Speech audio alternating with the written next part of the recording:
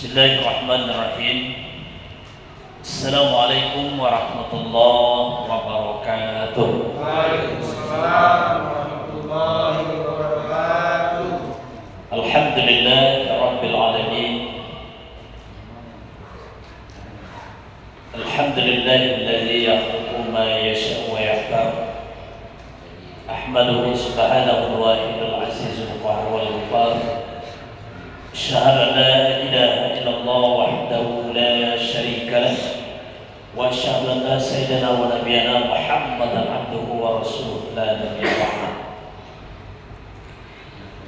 Pengurus masjid, imam masjid, bapak, para alim ulama, bapak jemaah salat fardu maghrib yang dimuliakan Allah Subhanahu wa taala. Sejenak mari kita sama-sama luruskan niat kita hadir di masjid ini dengan niat untuk beribadah kepada Allah Subhanahu wa taala. Sembari kita tidak lupa bersyukur alhamdulillah pada malam hari ini kita berada di masjid ini dalam keadaan sehat walafiat. Salawat dan salam kepada kita Muhammad sallallahu alaihi wasallam. Allahumma shalli ala sayyidina Muhammad wa ala sayyidina Muhammad. Untuk berkah kajian kita ini kita buka dengan sama-sama membaca surat Al-Fatihah dengan niat dan doa kita semoga Allah Subhanahu wa taala senantiasa melimpahkan segala kebaikan dan keberkahannya kepada Rasulullah dan para sahabat, para awliya Allah, para guru kita, para masyayikh, para mursyid, orang tua kita masing-masing, pada diri dan seluruh keluarga kita. Semoga Allah senantiasa melimpahkan segala keberkahan dalam hidup kita. Ala zinih al-Fatihah. A'udzu billahi minasy syaithanir rajim. Bismillahirrahmanirrahim. Alhamdulillahi rabbil alamin. Ar-Rahmanir Rahim. مالك يوم الدين إياك نعبد وإياك نستعين اهدنا الصراط المستقيم صراط الذين أنعمت عليهم غير المغضوب عليهم ولا الضالين.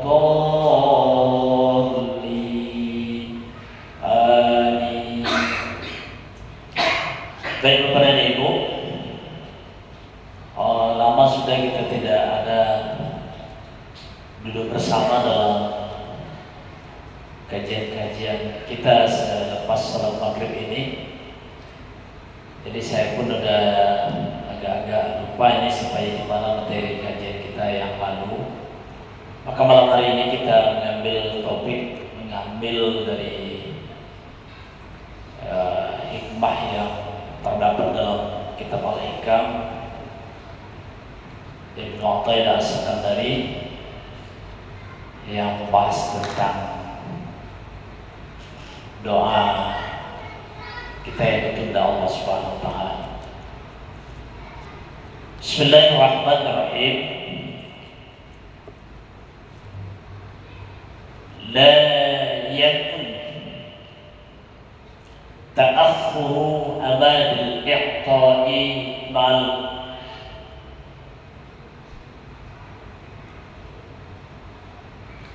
ma'al ilha'i fi ad-du'a'i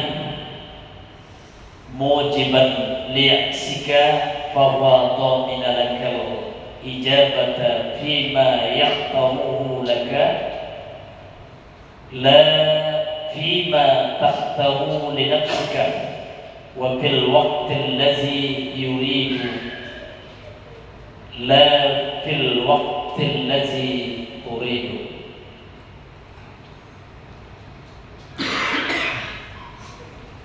Bapak Ibu, kata Ibnu Athaillah, la yakun ta'akhkhuru أمان الإعطاء مع الإلحاح في الدعاء mujiban liyaksika.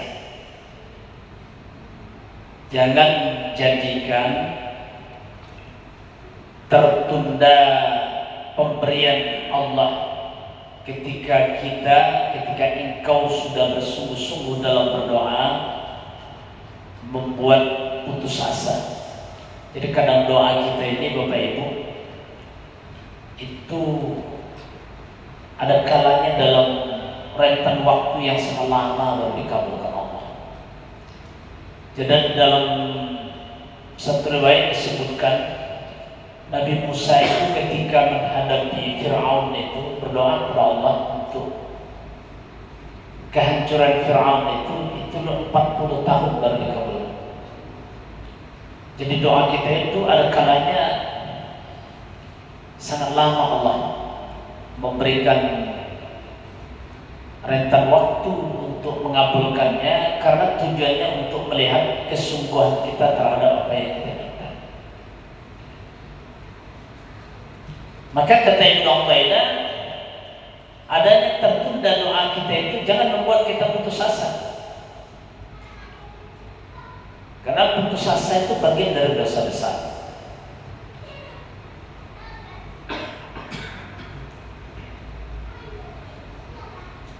Bahwa dhamina lakal ijabata fima yakhtaruhu laka. Apa sebab? Karena Allah lah yang menjamin untuk mengabulkan setiap doa yang engkau minta pada tiap sesuatu yang telah ditentukan. Jadi yang menentukan kapan doa itu dikabulkan Allah, Dia. Ya. Jadi Dia yang menentukan pada tiap sesuatu yang ditentukannya. Jadi Allah yang menentukannya. Allah itu kan zat yang absolut, yang tidak bisa kita intervensi, yang tidak bisa kita paksa. Dialah yang menentukan. Fima yakhtaruhu laka. Pada waktu Dia yang menentukan. Pada masanya, pada tiap sesuatu Dia yang menentukannya. Lalu la fima takhtaru li nafsika, bukan pada sesuatu yang kita menentukannya. Jadi artinya yang kita minta itu bukan kita yang menentukannya. Makanya ada kalanya Allah itu mengabulkan doa kita pun tidak persis seperti yang kita minta. Misal kita minta air minum ini, ternyata dalam proses kita berdoa kepada Allah, air minum ini bukan yang terbaik menurut Allah untuk kita.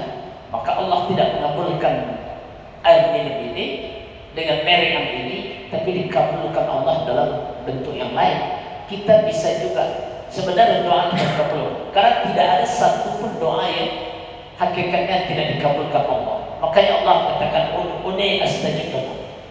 Kalau kamu minta kepadaku pasti aku kabulkan. Jadi tidak ada doa yang tidak dikabulkan. Cuma persoalannya yang paling tahu tentang kita itu, apa yang kita butuhkan, apa yang terbaik buat kita itu Allah yang paling tahu, bukan kita. Maka oleh sebab itu Dia yang menentukan. Kapan Allah mengabulkannya? Wa fil waqtil ladzi yuridu, pada waktu yang Dia sudah tetapkan. Kapan itu? 10 tahun, 15 tahun, 20 tahun. Makanya ada kadang doa kita itu Pak, misalnya kita mendoakan anak kita untuk supaya begini menjadi anak soleh dan sebagainya, prosesnya begitu lama. Kadang ada orang yang tidak sabar menghadapi proses ini. Inilah yang dilihat oleh Allah sejauh mana kesungguhan kita dalam mengikuti proses ini. La fil waqtil ladzi turidu, bukan pada waktu yang kita tetapkan. Kalau kita minta kan selalu ingin cepat aja Pak. Kalau orang minta rezeki, kalau bisa langsung makbul juga. Tak bisa. Jadi jangan berputus asa ketika doa kita itu ditunda oleh Allah, meskipun kita sudah bersungguh-sungguh dalam berdoa. Memang ada orang yang sampai meneteskan air mata bahkan di depan Ka'bah berdoa. tapi belum juga. Itu bukan berarti Allah tidak mengabulkan. Jadi kalau doa Nabi Musa sejak 40 tahun baru dikabulkan, itu apalagi doa-doa kita itu. Yang cucunya Musa aja enggak ada, yang sangat jauh itu. Tapi Allah sudah memberi jaminan bahwa seluruh doa kita pasti dikabulkan. Karena Allah mengatakan dalam Al-Quran itu tadi, ud'uuni astajib lakum. Kalau kita minta kepada Allah, pasti Allah kabulkan. Ya. Nah, tertundanya doa itu pun kadang-kadang ada hijab-hijab yang menghalangi kita, sehingga Allah tidak mengabulkan permintaan kita itu. Ada kalanya kadang kita minta itu bukan karena Allah, tapi karena nafsu kita, nafsu syahwat. Atau mungkin kita minta kepada Allah, padahal sebetulnya kita dalam keseharian kita sedang dibelenggu oleh hawa nafsu kita. Kita sedang diperbudak oleh kemauan-kemauan kita sendiri terhadap duniawi, atau kita sedang dibelenggu oleh syaitan dan iblis, sehingga doa kita terhijab sama itu.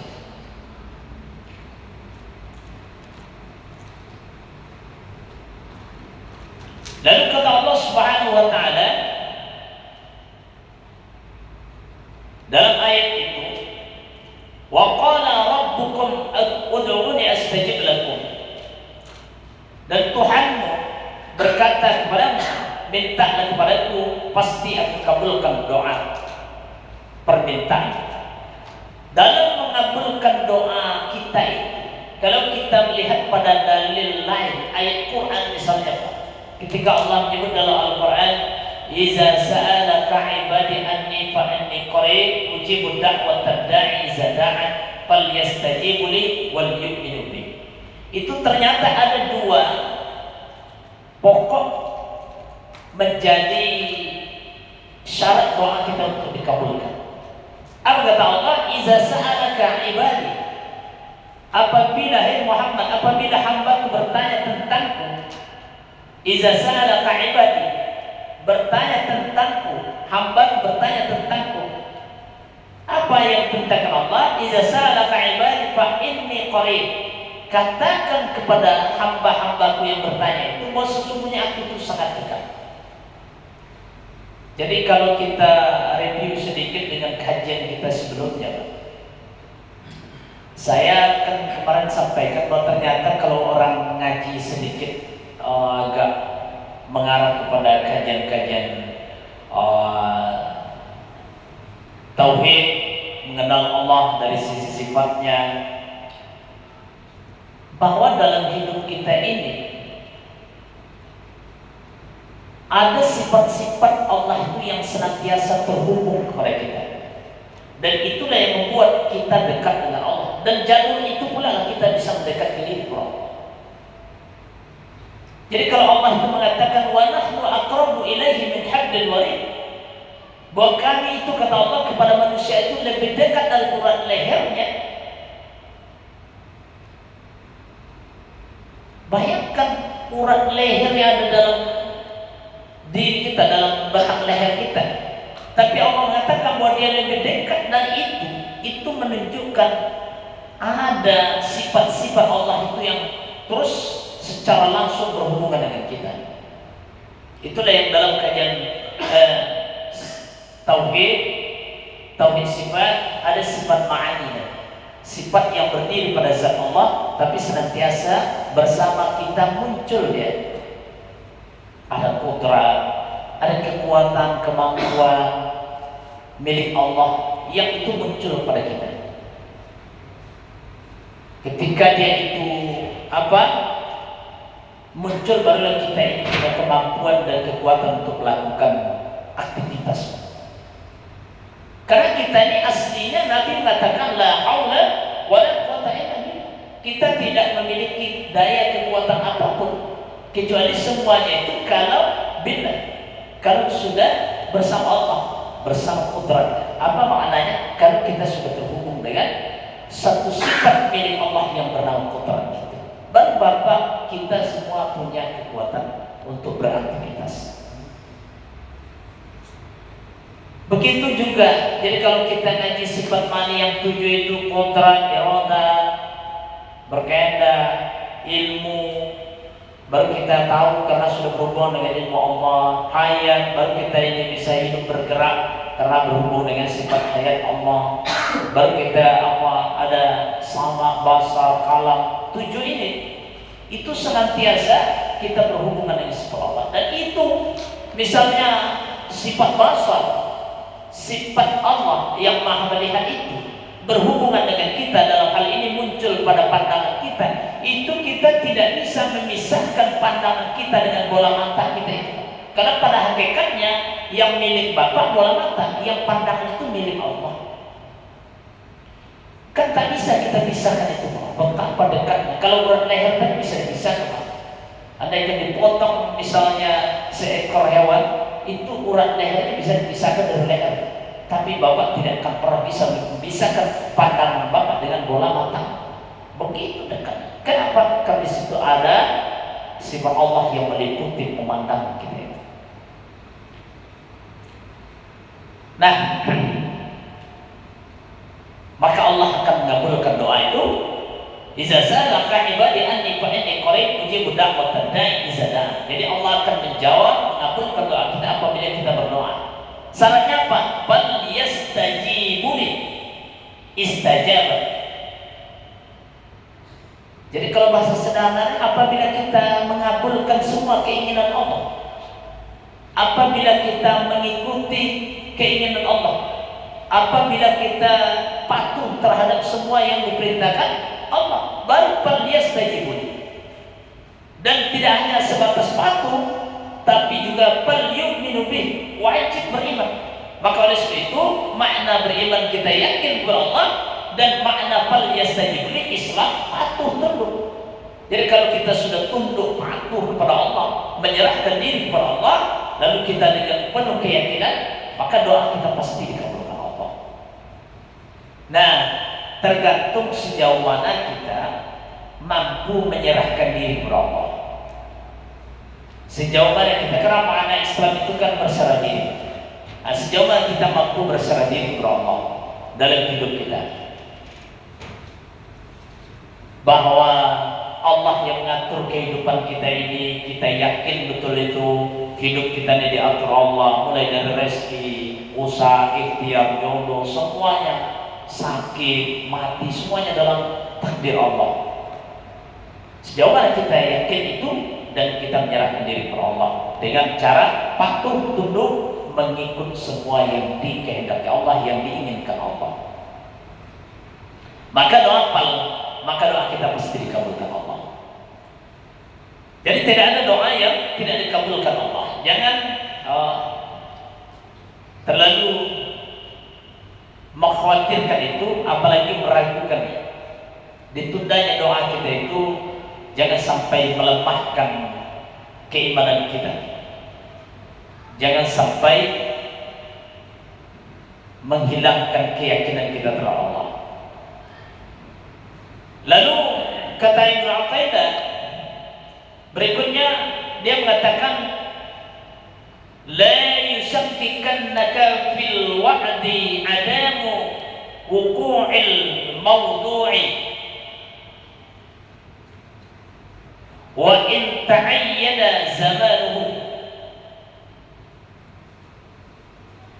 Jangan engkau ragukan janji Allah.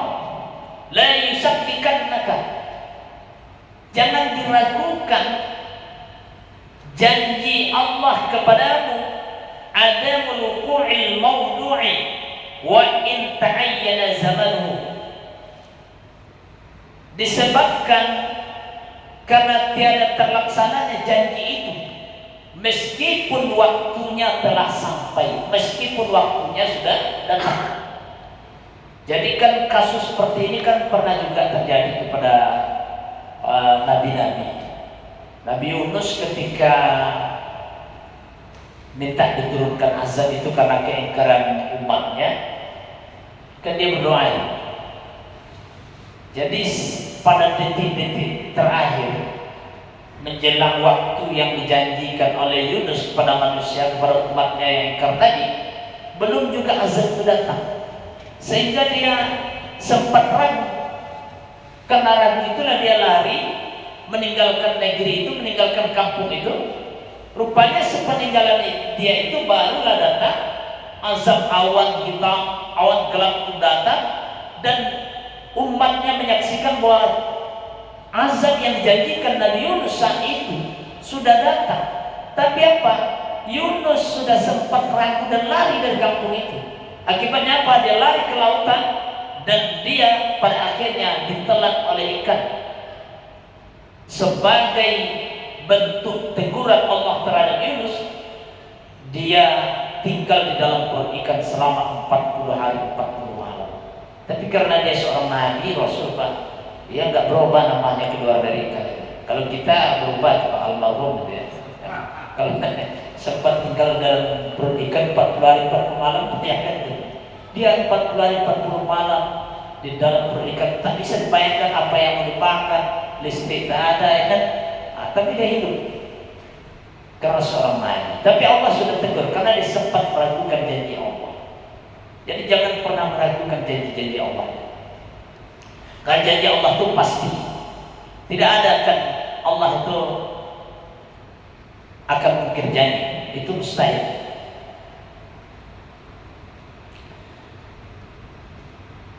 Apa yang terjadi? Kata Ibnu Athaillah, li'alla yakuna zalika qadhan fi basiratika wa ihmadan li nuri sariratika. Karena agar li'alla yakuna zalika, agar keraguan engkau itu tidak membuat tertutupnya pandangan batinmu, basirah, wa ihmadan li nuri sariratika, dan tidak menggelapkan nur rahasia-rahasia. Jadi di dalam diri kita ini Pak, secara batin ada basirah. Kata Ibnu Athaillah As-Sakandari, yang dimaksudkan basirah di situ itu pancaran nur, pengetahuan dari Allah untuk mampu kita memahami bahwa ternyata di seluruh ufuk makhluk Allah di alam semesta ini itu ada kebenaran ilahiyah, ada kebenaran Tuhan di situ, ada kebenaran Allah. Jadi sama tadi kalau kita sudah misalnya memahami kajian yang tadi saya sebut sifat ma'ani, andaikan basirah kita terbuka, ketika kita melihat, kita paham itu bahwa di setiap orang itu ada sifat-sifat ilahiyah yang terhubung kepada dia, termasuk kepada kita. Kalau basirah itu ditujukan pertama untuk diri kita sendiri. Maka oleh sebab itulah orang-orang tasawuf mengenal istilah suatu teori yang mengatakan man arafa nafsahu faqad arafa rabbahu. Apa maknanya? Mengenal diri itu maksudnya dia mengenal sampai hakikatnya, yang nanti basirahnya terbuka, akibat dia mengenal dirinya itu dia akan kenal kepada Tuhan. Misalnya tadi ketika dia paham bahwa ternyata segala kemampuan daya upaya yang ada pada saya ini hakikat dari pemiliknya Allah. Itu kan ketika kesadaran itu muncul pada seorang, dia pasti merasa dekat dengan Allah. Ketika dia memandang, dia sadar bahwa ternyata pandangan saya ini hakikatnya pemiliknya Allah. Bola mata memang saya yang punya, tapi pemilik dari pandangan Allah.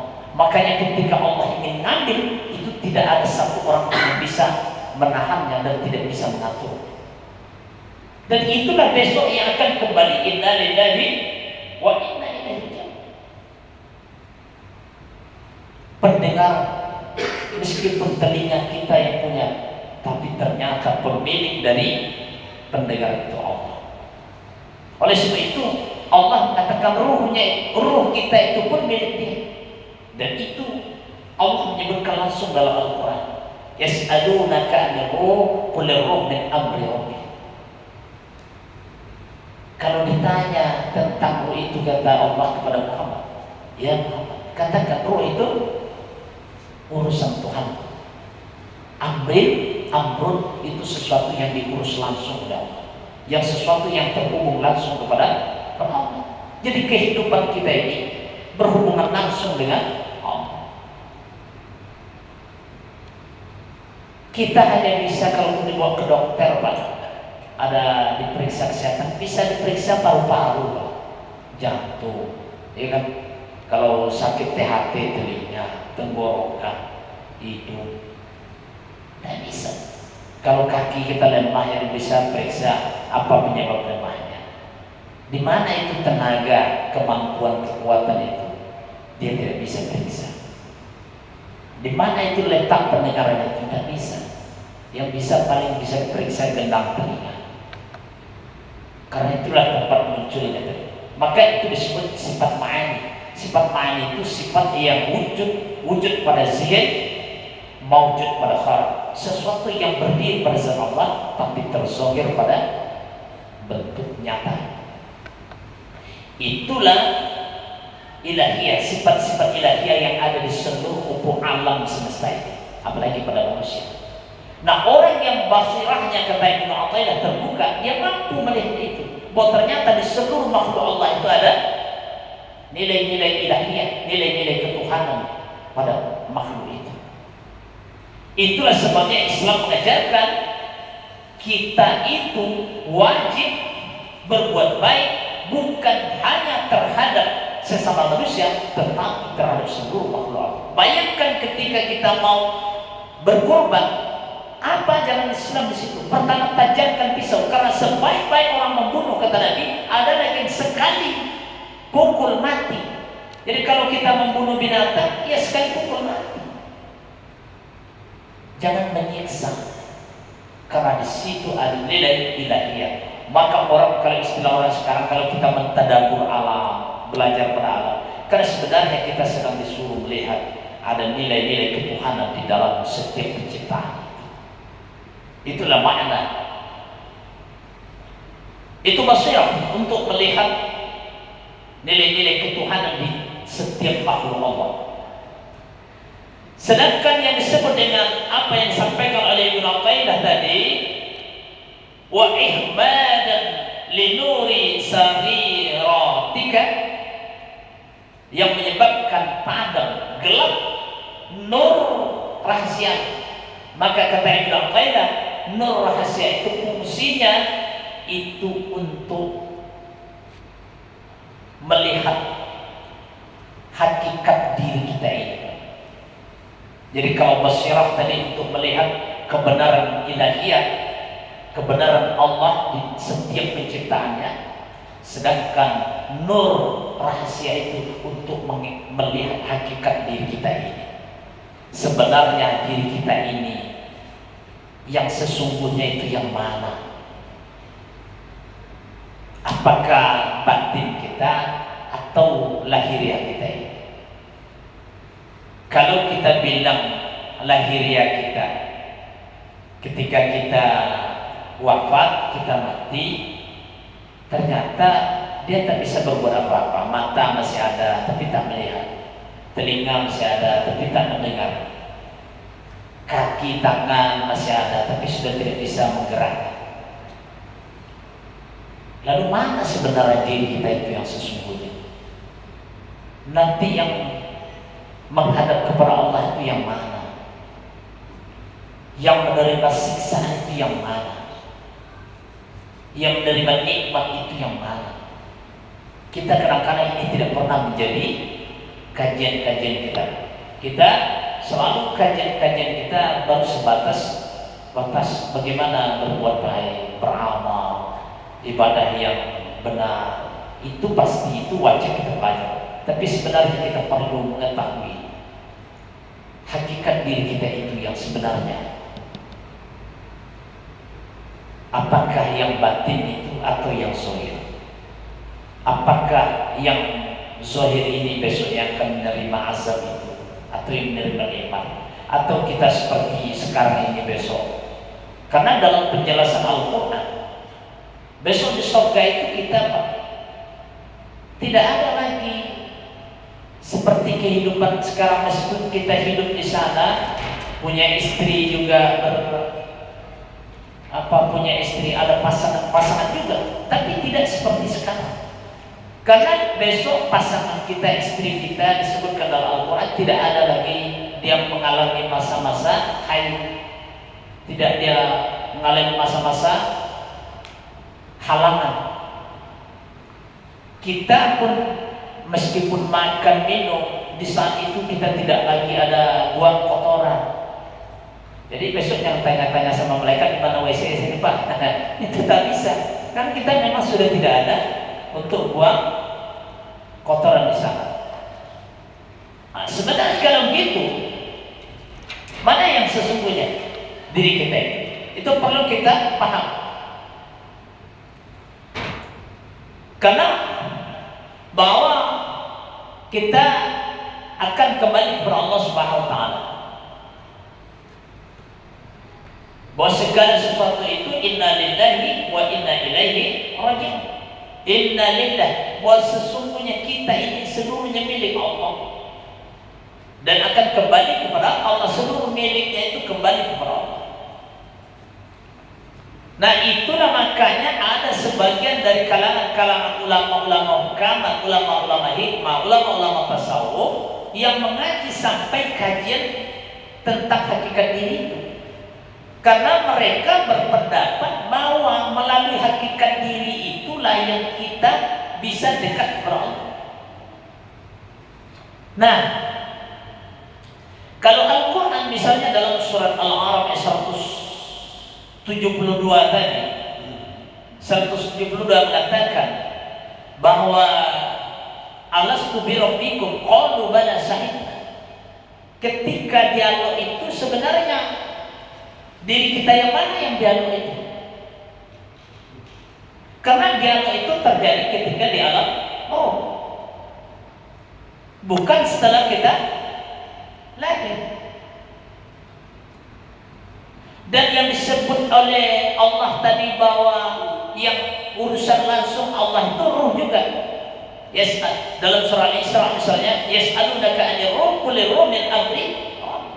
Ruh itu yang menjadi amr, menjadi rabbi. Amri rabbi menjadi urusan Allah. Kalau begitu ada sisi dalam diri kita ini yang dia bisa berhubungan langsung dengan Allah, itu bukan fisik. Kalau melihat beberapa dalil tadi, pertama kita dulu berdialog dengan Allah itu dengan ruh. Ketika Allah menyebut yang dia menjadi urusan dia langsung itu juga ruh. Kalau begitu pastilah diri kita yang sesungguhnya yang bisa berkomunikasi dekat kepada Allah itu adalah ruh itu sendiri. Maka mereka ngaji sampai situ. Dan ketika kita runut lagi yang tadi saya sebut sifat-sifat ma'ani yang nyata pada penciptaannya itu ternyata sifat ma'ani itu nyatanya pada ruh itu juga, bukan pada fisik. Pada fisik mata itu sekedar tempat. Ibarat mie ini Pak, itu corong di atas saja. Tempat apa ya? Kalau yang di atas tempat toa. Jadi bola mata kita itu, bola mata itu perumpamaan seperti toa itu aja. Tempat suara yang mau itu sebenarnya dari sini. Nah, itu begitu. Jadi kalau dibawa pada kajian diri kita, hakikat diri kita, sebenarnya yang melihat itu kata para ulama itu ruh itu. Karena ruh tadi lah yang bisa berhubungan dengan Allah. Sementara sifat tadi, sifat Allah yang tadi saya sebut punya hubungan langsung dengan kita dan itu berhubungannya dengan ruh itu. Jadi kalau begitu yang melihat ruh, tempat toanya munculnya di bola mata, tempat toa mendengarnya di telinga, di kuping kita, itu semua begitu Pak. Tempat hayat itu di paru-paru, di jantung, tempat kemampuan kekuatan kita berada di bertumpu pada kaki tangan kita, itu persoalan tempat. Nah, maka ketika orang memahami itu, dia namanya itulah yang disebut dengan dapat pancaran linuri saroro. Tiga, mereka itu mendapat nur rahasia, pancaran nur rahasia untuk mengenal hakikat dirinya. Ketika kita mengenal hakikat diri kita itu, maka insya Allah kita mulai bisa mendekatkan diri kepada Allah. Jadi kalau gitu kita ibadahnya bukan mendekatkan diri, Ustaz. Iya. Cuma kalau kita sedikit mau masuk ke alam kajian-kajian orang yang saya sebut tadi, kata mereka metode mendekatkan diri kepada Allah itu 4 jalur. Dulu sudah pernah kita bahas. Ada jalur amalan syariat, nah itulah kita sholat. Ada jalur amalan qalbu yang diistilahkan oleh mereka dengan tarekat. Ada jalur pendekatan diri itu melalui hakikat diri tadi, melalui ruh tadi, itu mereka sebut dengan istilah hakikat. Ada pendekatan diri itu melalui jalur marifat, itu jalur basirah tadi. Jadi persoalan mereka memahami ini, ibadah yang kita kerjakan ini kan mendekatkan diri juga kepada Allah. Tapi untuk betul-betul bisa hampir dekat, takarrub ilallah, muqarrabun itu mereka, menurut mereka metodenya ada 4 jalur itu. Dan jalur ke-4 jalur ini mesti kita telusuri jalannya, mesti kita lakukan. Kalau sebatas yang syariat, kita nanti akan ketemu dengan hal-hal yang membingungkan. Contohnya begini Pak, kita kan sering terjebak dengan ceramah Ustaz bahwa besok yang pertama ditanyakan sholat. Ini pertanyaan ceramah yang menjebak. Kalau amal yang pertama ditanya, betul Pak, sholat. Tapi pertanyaan pertama setelah kita mati bukan sholat Pak. Ingat itu. Pertanyaan pertama setelah kita mati itu pertanyaannya iman, itu di alam barzakh, belum menghadap Tuhan. Bukankah pertanyaan berdasarkan hadis Nabi menyebutkan man rabbuka? Itu di mana itu tanya? Di alam barzakh. Belum nanya sholat. Itu pertanyaannya iman. Nanti ditanya Nabi, ditanya tentang Quran, ditanya tentang saudara. Itu Pak, nanti udah selesai pertanyaan iman ini baru ditanya sholat. Tapi sayangnya kadang-kadang kita terjebak dengan ceramah-ceramah Ustaz yang mengatakan besok yang ditanya pertama di akhirat adalah sholat. Lupa kita bahwa sebelum ditanya sholat ditanya iman dulu. Kalau ditanya iman, itu pasti hubungannya dengan kajian-kajian saya sebut tadi. Seperti apa kita mengimaninya, bagaimana kita meyakininya, bagaimana hubungan kita dengan Allah itu sampai ke sana Pak runutnya. Maka kata sebagian pakar bahasa, kan pertanyaannya man rabbuka, siapa? Kalau pertanyaannya siapa, itu penjelasannya luas Pak. Bapak kalau ditanya orang siapa Ustaz Sudur, itu tidak bisa dijawab sebuah nama saja. Atau kalau ditanya siapa, kalau bertanya siapa Ustaz Sudur, itu berarti Bapak harus jawab Ustaz Sudur itu mulai mungkin dari sisi tempat tinggal saya sampai bahkan sampai ke pekerjaannya. Bahkan kalau dirunut orang lagi di mana dia sekolah, pendidikannya apa, itu kan sampai situ. Kalau pertanyaan siapa, itu masalahnya. Tapi kalau orang bertanya siapa nama Ustadz yang ceramah maghrib tadi, itu cukup nama dijawab. Satu aja jawabannya, Ustadz Sudur, selesai. Ini persoalan pertanyaannya man rabbuka, siapa Tuhan. Maka oleh sebab itulah para ulama, dari ulama tauhid, ulama kalam, mentauhidkan Allah itu pertanyaannya 4. Karena pertanyaannya siapa dijawab dengan 4. Pertanyaan pertama, man rabbuka, siapa Tuhanmu, dijawab pertama namanya. Maka kita mengenal ada kajian namanya tauhid asma, mengenal nama. Kita pasti jawab namanya Allah. Lalu kita akan jawab pertanyaan ini dengan perbuatannya. Maka ada namanya tauhid af'al. Kita akan jawab pertanyaan ini dengan jawaban ketiga, man rabbuka, siapa Tuhan, kita jawab dengan menjawab sifat-sifatnya. Maka kajian ada tauhid sifat. Nanti pertanyaan ini akan kita jawab dengan jawaban keempat. Kita akan jawab man rabbuka, siapa Tuhan itu, kita jawab dengan tauhid zat. Itulah dalam metode kajian ulama-ulama tauhid mengenal Allah dari sisi 4 tauhid. Tauhid sifat, tauhid asma, tauhid sifat, tauhid af'al, tauhid zat. Itu dia namanya orang mengenal. Jadi kalau kita jawab sekedar nama satu, itu baru satu sisi. Karena pertanyaannya man rabbuka. Sama nanti pertanyaannya kedua, man nabiyuka? Siapa nabimu? Apakah cukup Bapak jawab sebatas Nabi Muhammad? Tidak mungkin, tentu Bapak akan jelaskan syariat. Bagaimana cara sholatnya, bagaimana puasanya, bagaimana ajarannya, bagaimana sunnah-sunnahnya. Karena kalau sekadar dijawab Muhammad, banyak orang punya nama Muhammad. Sedang nama Allah aja ada tahun berapa itu ada KTP orang namanya Allah. Jadi apabila kita manggil nama dia, kita syirik secara nama. Terpaksa kita dipaksa manggil Allah, nama dia Allah. Luar biasa. Nah, itu saking ketidaktahuan kita.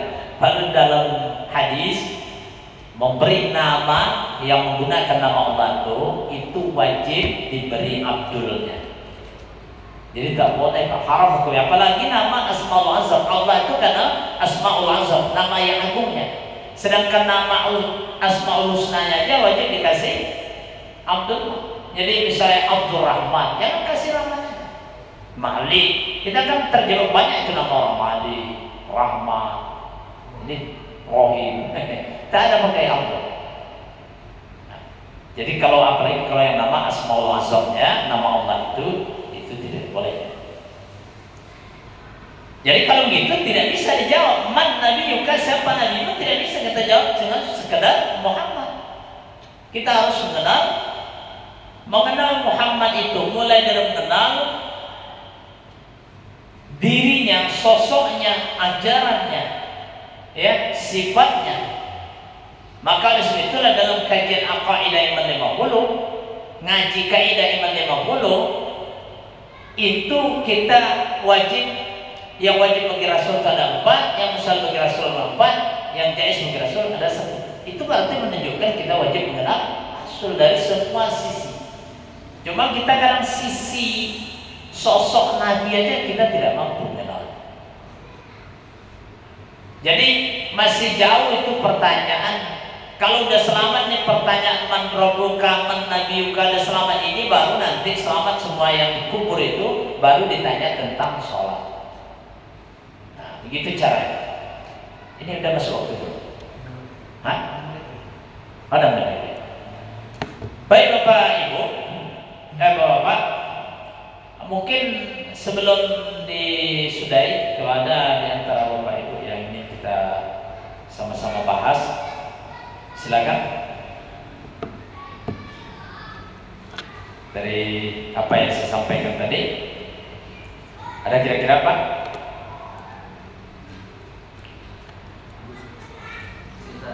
Iya, silakan. Waalaikumsalam.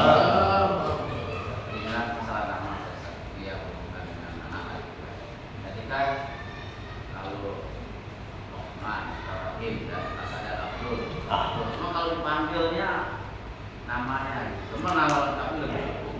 Panggilan harus salah seperti Rahman atau Rahim, nah itu masa. Oh iya, panggilannya. Ya panggilan namanya, nama ini tak betul kan itu. Terima kasih. Ya. Jadi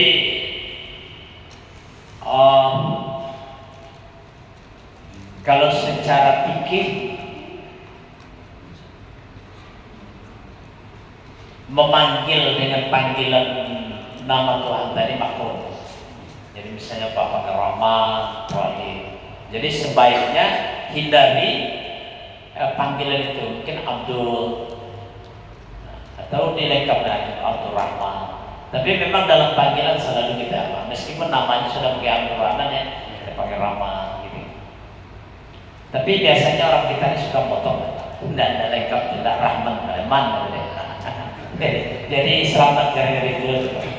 Kalau Rahmat dia lengkap dia berkenan. Tapi karena dia Man ya. Biasa karena orang kita kalau manggil nama gitu terus potong aja. Gimana? Karena kita lengkap juga contoh. Ada. Nah, Rahman gitu. Nah ini disebutkan lengkap juga. Kan gitu. Misalnya, ini saya mau contoh gitu Pak, seperti anak saya sendiri. Namanya Rahman gitu kan. Nah, jarang saya panggil Man Pak.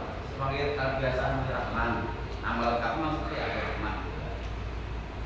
Nah, jadi sebaiknya Bapak harus apa? Harus bedakan. Misalnya kalau umpamanya kita untuk memberikan penghormatan kalau anak Bapak misalnya laki-laki tadi, kalau di dalam istilah orang Jawa misalnya mungkin Kang Rahman atau apa, ada sisi yang beda. Karena makruh, jadi kurang bagus. Oke, itu ada yang lain. Jadi bisa dipanggil dengan memberikan edukasi pelajaran untuk adiknya. Mungkin kalau abang ya Pak Rahman, supaya jangan full kita menerapkan aja. Boleh. Atau kalau dia yang kecil mungkin adiknya. Ya, gitu Pak. Kalau tak Bapak terjebak pada perkara makruh yang Allah tidak suka.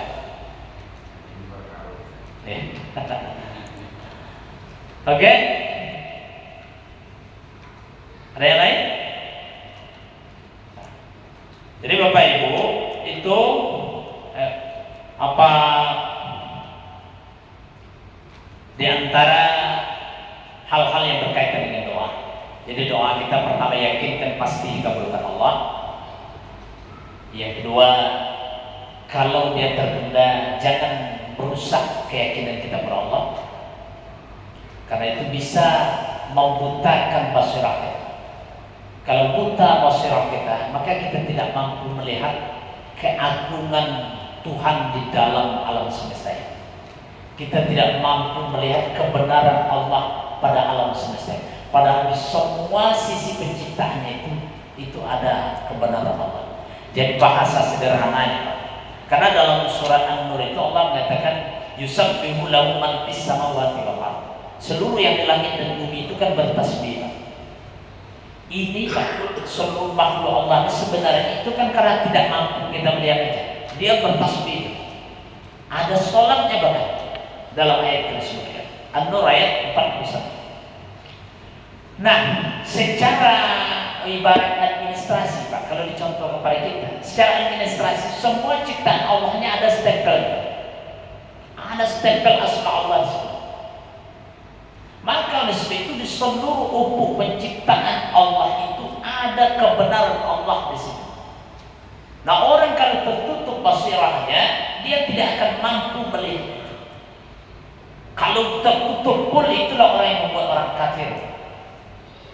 Jadi makanya kafir kafara itu juga maknanya bisa tertutup, bisa membelakang.